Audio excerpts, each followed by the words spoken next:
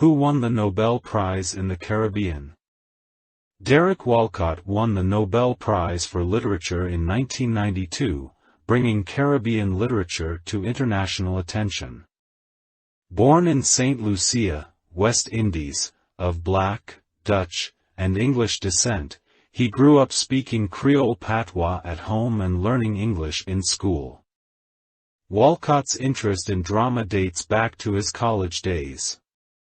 After graduating from the University of the West Indies, he was awarded a fellowship by the Rockefeller Foundation to study the American theater, after which he returned to the Caribbean to found the Trinidad Theater Workshop, which produced many of his early plays. He went on to win an Obie Award for Dream on Monkey Mountain, and his poetic dramas have been produced by the New York Shakespeare Festival, the Mark Taper Forum, and the Negro Ensemble Company. But Walcott is best known for his lush and incantatory verse. He has been incorporating Shakespearean and biblical beauty with rich Caribbean rhythms for 4 decades, from the first collection, Green Knight, to the recent Tiepolos Hound.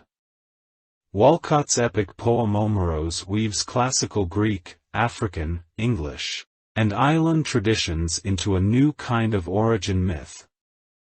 Unafraid of majestic, he also plumbs the particular, exploring cultural divisions of language and race, as well as issues of isolation and estrangement. Either I'm a nobody, or I'm a nation, he writes, speaking to the personal and the historical at once.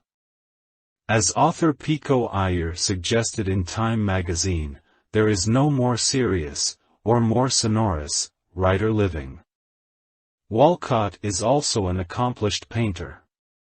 He teaches at Boston University, but still calls St. Lucia his home.